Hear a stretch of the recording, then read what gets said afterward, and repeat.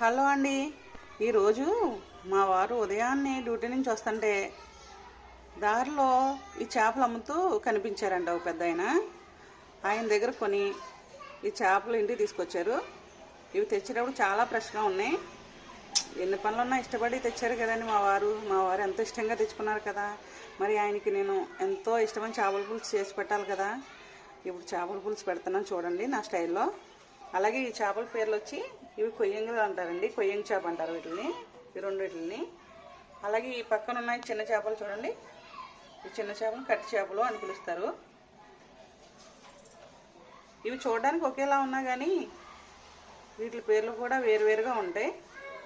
ఈరోజు నా స్టైల్లో ఈ చేపల పులుసు చూసేద్దాం రండి. ఫస్ట్ ఇవన్నీ క్లీన్ చేసి పెట్టుకోవాలి.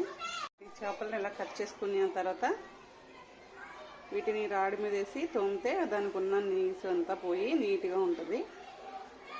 కర్రీ కూడా టేస్ట్గా ఉంటుంది, స్మెల్ లేకుండా. ఇప్పుడు వీటిని క్లీన్ చేస్తాను. ఇవి ఉన్నాయి చూడండి పైన. ఇవి ఇందులో చేపలు ఉంటాయండి. ఇవి చేపలో ఉండే బొడ్లు. ఈ బొడ్లు చాలామంది ఇష్టంగా తింటారనమాట. చేప బొడ్లు చాలామంది ఇష్టంగా తింటారు. దీన్ని క్లీన్ చేస్తాను ఇప్పుడు. చూడండి, చేపల్ని రకంగా క్లీన్ చేయాలి. వీటిని చిన్న చిన్న ముక్కలుగా కోసుకుని మళ్ళీ ఒకసారి కడగాలి.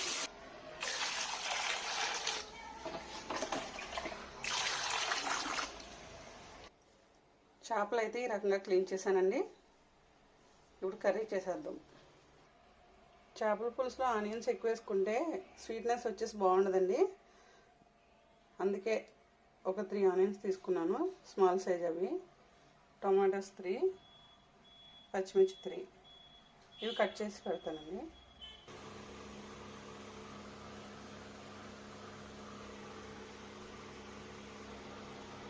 ఫిష్ కర్రీలో వేసే మసాలా, ధనియాలు కొన్ని, జీలకర్ర,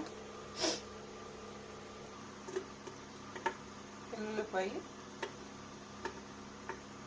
అల్లం మిక్స్ చేసి కర్రీలో వేయాలి.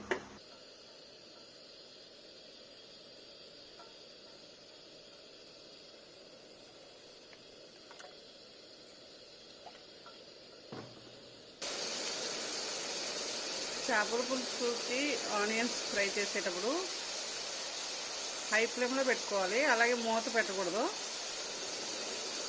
గోల్డెన్ కలర్ వచ్చే వరకు కూడా మూత పెట్టకూడదు. ఆనియన్స్ వేయించేటప్పుడు ఎందుకు మూత పెట్టకూడదు అన్నానంటే అవి ఫ్రై అవ్వకుండానే కుక్ అయిపోయి అది కర్రీ స్వీట్నెస్ వచ్చేస్తుంది. దానివల్ల మూత పెట్టకుండా ఓపెన్లోనే ఉంచాలి. అలాగే ఆనియన్స్ కూడా బ్రౌన్ కలర్ వచ్చే వరకు వేయించాలి. ఆనియన్స్ ఈ కలర్లో వచ్చేంత వరకు వేయించుకోవాలి. ఇందులో కట్ చేసి పెట్టిన టమాటో ముక్కలు కూడా వేయాలి.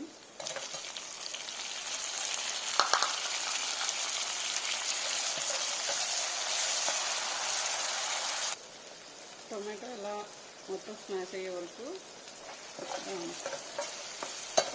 పెట్టి ఫ్రై చేస్తూ ఉండాలి. 1 స్పూన్ అల్లం వెల్లుల్లి పేస్ట్. కొంతమంది అల్లం వెల్లుల్లి పేస్ట్ చేపల పులుసులో వేయరండి, ఎందుకంటే చేప బాగా కుక్ అయిపోయి ఇడిపోతుందని. కాకపోతే అల్లం వెల్లుల్లి పేస్ట్ వేయకపోవడం వల్ల చేపలకి అది స్మెల్ వస్తుంది. కొద్దిగా అల్లం వెల్లుల్లి పేస్ట్ కంపల్సరీ వేసుకోవాలి. మిక్సీ వేసుకున్న జీలకర్ర, ధనియాల పొడి కొద్దిగా, అల్లం వెల్లుల్లి పేస్ట్ మసాలా పచ్చివాసన పోయేంతగా వేయించాలి. 1/2 టీ స్పూన్ పసుపు, కారం 2 స్పూన్స్. కొంతమంది ఎక్కువ కారం తినాలి అని అంటే సరిపడగా వేసుకోవచ్చు, కొంచెం ఎక్కువ వేస్తే ప్రాబ్లం లేదు.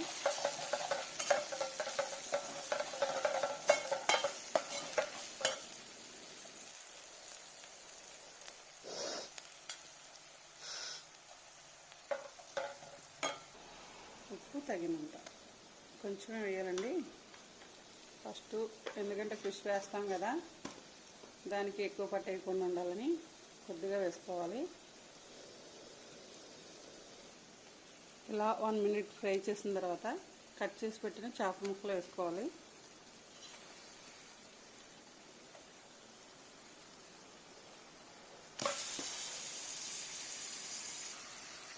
ఇప్పుడే వేసాం కాబట్టి చేపల ముక్కలు ఏమి విడిపోవు.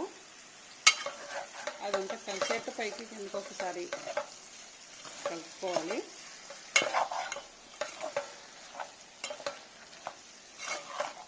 అంటే కొంతమంది ఇలా కలిపిస్తే చేపలు విడిపోతాయి కదా అని అనుకుంటారు. వేసిన వెంటనే ప్రాబ్లం లేదు. ఇలా చేపలు అయిపోయిన తర్వాత ఒక 2 మినిట్స్ అలా మూత పెట్టి వాటర్ యాడ్ చేసుకోవాలి. ఇలా వాటర్ పోసుకోవాలి. చేపలు ములిగేంతగా వాటర్ కర్రీలో పోసుకోవాలి. మూత పెట్టాలి. ఒక 15 మినిట్స్ కుక్ అయిన తర్వాత చింతపండు రసం వేయాలి. పెద్ద నిమ్మకాయ సైజ్ అంతా చింతపండు కడిగి పెట్టింది. 15 మినిట్స్ తర్వాత మూత తీసి చింతపండు రసం వేయాలి.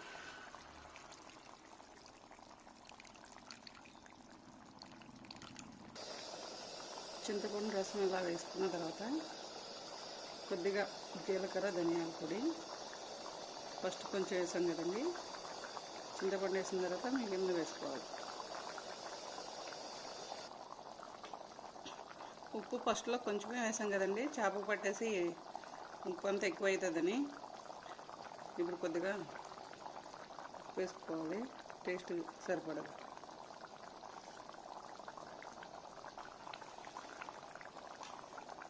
చింతపండు ఫస్ట్నే వేస్తారు కదండి, మీరు లాస్ట్నే వేసారేంటి అని అడగచ్చు మీరు.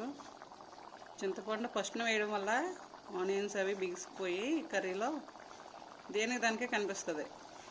ఇది ఇలా 15 మినిట్స్ కుక్ అయిన తర్వాత చింతపండు రసం వేస్తే పులుసు బాగుంటుంది. చింతపండు రసం వేసిన తర్వాత ఒక 10 మినిట్స్ తర్వాత కొత్తిమీర యాడ్ చేసుకోవాలి.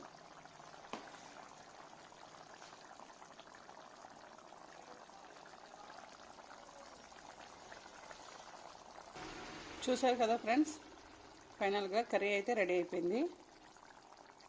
ఇప్పుడు స్టవ్ ఆఫ్ చేసుకుని కర్రీ దించేసుకోవాలి.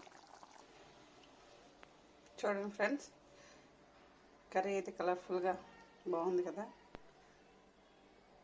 ఈ కర్రీ నచ్చితే సబ్స్క్రైబ్ చేయండి. Please subscribe and share.